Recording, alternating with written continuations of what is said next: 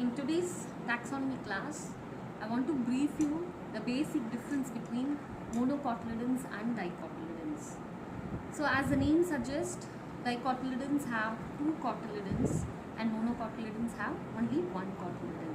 When we put the seed to germinate, one cotyledon develops from the monocotyledons and two cotyledons develop from the dicotyledons.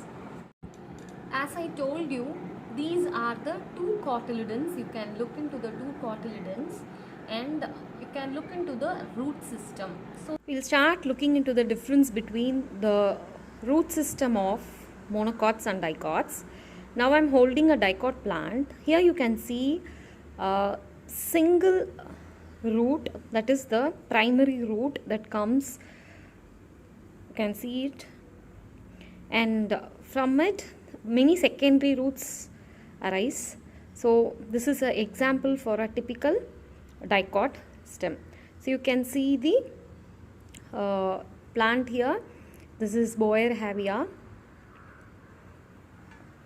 This is another plant where you can see the taproot system again. There is a main stem, from that lots of secondary. This is another plant which shows the taproot system. You can see a main root from where the other secondary rootlets arise. You can see the thickness of the main root. The thickness of the main root is more when compared to the secondary rootlets. The monocot plant, this is a grass. So in this you can see there is no main axis but a bunch of fibrous roots coming out. So this is a fibrous root system. So this is the difference between a taproot system and a fibrous root system. So this is the venation pattern of Nyctanthus arboretritis, Pavalamalli. It is commonly called as Pavalamalli.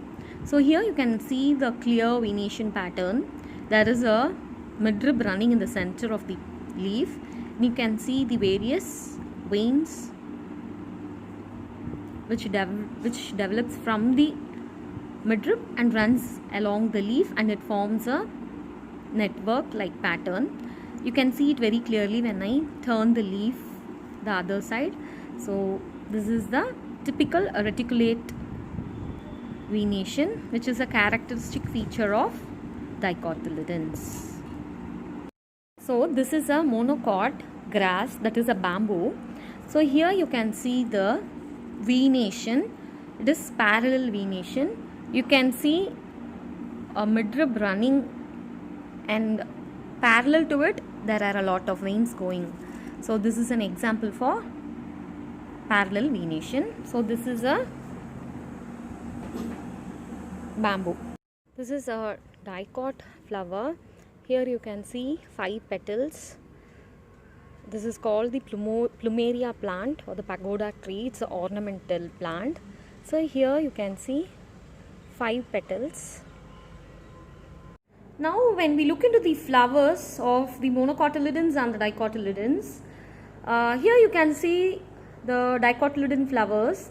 So the dicotyledon flowers have either pentamerous or tetramerous flowers.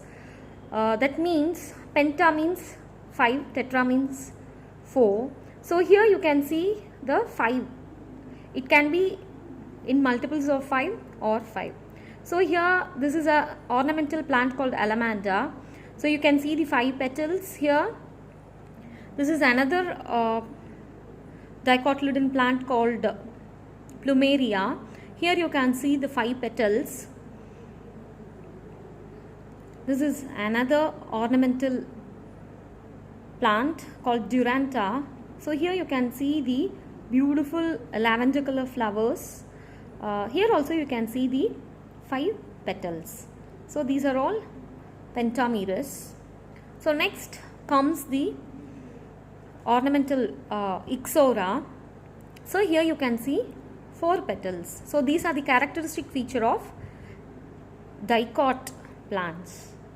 This is an example for a monocot plant. Here the flower will be trimerous, and that means it will be either in trees or multiples of trees. Here you can see 6. And one more thing is, here the calyx and corolla cannot be differentiated. That is a characteristic feature of monocot plants.